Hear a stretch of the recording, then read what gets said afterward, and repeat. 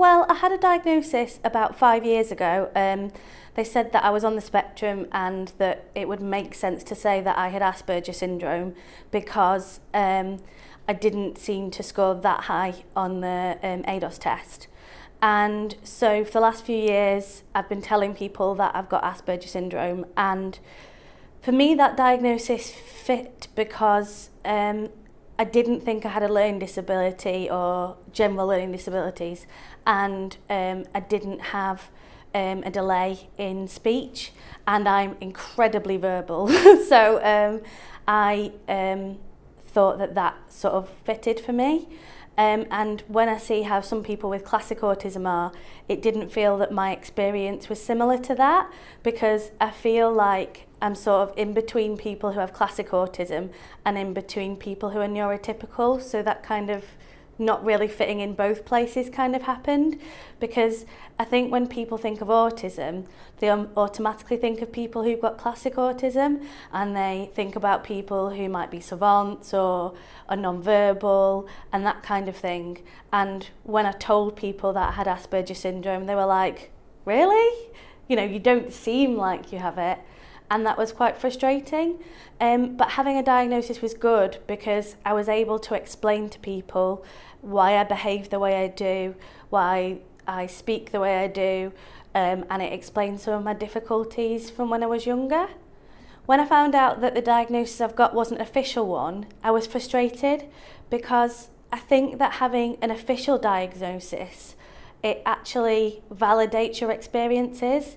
And whereas I spent most of my life thinking I'm strange, I'm weird, I'm different, having a diagnosis for me meant that there was somewhere that I kind of fitted in and that it explained things, and that a lot of things like being bullied at school or being different or talking too fast or making mistakes or not understanding jokes, that all of those things weren't my fault. And so I found having a diagnosis was really helpful. Having a diagnosis meant that I was protected by the Equality Act, and that any employer would be able to make reasonable adjustments and treat me in a certain way, and that I could explain why sometimes I struggle with behaviour or thoughts or fitting in. And now that I haven't got an official diagnosis, it kind of makes me feel a bit vulnerable, because I know, and people on the autism team who work with me, and because of the ADOS tests that I've done officially, I know that I'm on the spectrum.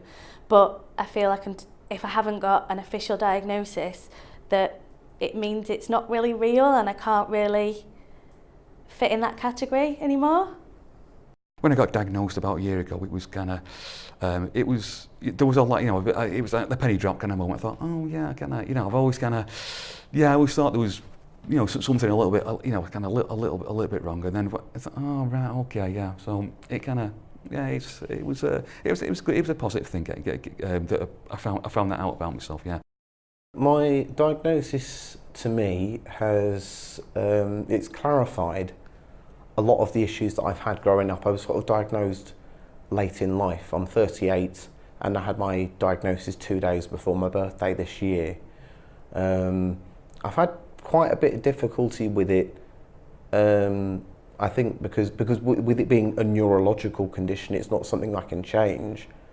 I think I'm sort of beginning to change my mindset now, and I am beginning to see a bit more of the positives. I had sort of felt quite like an outsider, very awkward, but now I've got an explanation for that. And now I can kind of now work towards making my experience a better one.